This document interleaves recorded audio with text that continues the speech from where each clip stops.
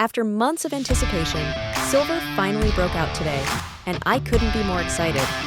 I've been pounding the table on my podcast and in special videos for Shift Gold, urging everyone to buy silver ahead of this breakout. It seemed inevitable to me, and now that the breakout is history, I'm here to share some good news. It's still early. You haven't missed the boat yet. Sure, it would have been better to buy silver before it broke out, but buying right after the breakout is almost as good. It's certainly a lot better than waiting and missing out altogether.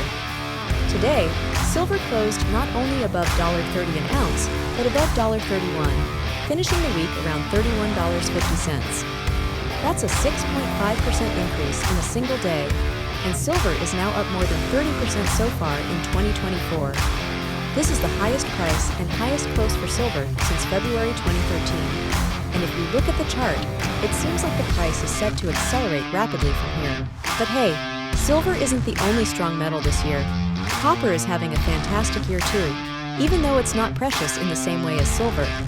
Copper was up about 4% today, bringing its total increase for 2024 to 33%. If you compare this to the inflationary decade of the 1970s, copper didn't even move that much, only about 90% over 10 years. That's 9% a year, which is significant inflation. But since 2020, copper is already up 80%, and the decade isn't even half over. People often say, "This isn't the 1970s." They're right, it's much worse. Copper is telling us that.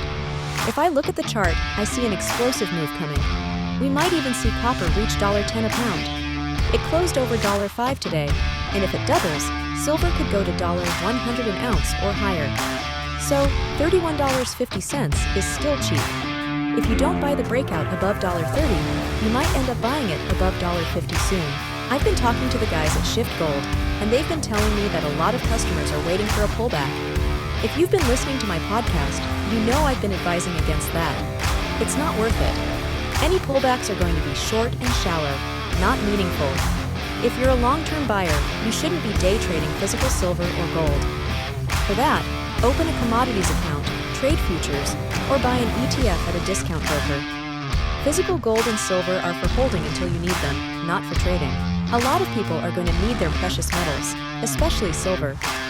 In a real currency crisis or hyperinflation, silver might be the only monetary instrument that others will accept for goods and services.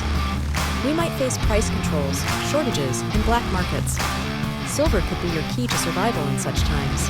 One of the best forms of monetary silver is junk silver. These are U.S. coins minted up until 1964, which are 90% silver. They sell junk silver in bags, and it's called junk because it's circulated. You can buy uncirculated coins too, but they cost more and are more for collectors. If you just want the silver content, buy junk silver. Shift Gold is running a special this weekend, selling junk silver at $1.79 over spot, a very low price.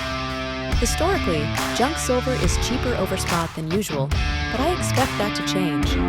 The move up in silver will attract a lot of demand, and there isn't much supply of these bags. You should contact Shift Gold if you want to get half dollars, quarters, or dimes. Half dollars are more expensive because fewer were minted, making them more sought after. Dimes are a good deal if you want smaller quantities for bartering. The key is to get your silver before the price and premium rise significantly. Each time we have a strong Friday like today, I think maybe over the weekend, we'll see an explosive rally come Monday morning. It hasn't happened yet, but it will, and I think it'll be in Asia, where all the buying is happening. Chinese buyers are paying big premiums for silver. Investors in the US and Europe have been net sellers of gold ETFs for the last 11 months. This month might be different, but for the prior 11 months, there were net outflows. Meanwhile, gold closed today up $40 at $2,415, the highest close ever. It's the highest weekly close, but not the highest price ever. We hit $2,430 intraday in April. The charts for gold, silver, and copper look phenomenal. Platinum and palladium have been moving up too, and the entire metals complex is rising. Despite recent statements from Jerome Powell, who sees no stagflation, the market tells a different story. Silver and copper are industrial and precious metals, flashing an inflationary warning that the Fed seems oblivious to. The weakness in the economy is becoming more apparent, but the Fed doesn't see it.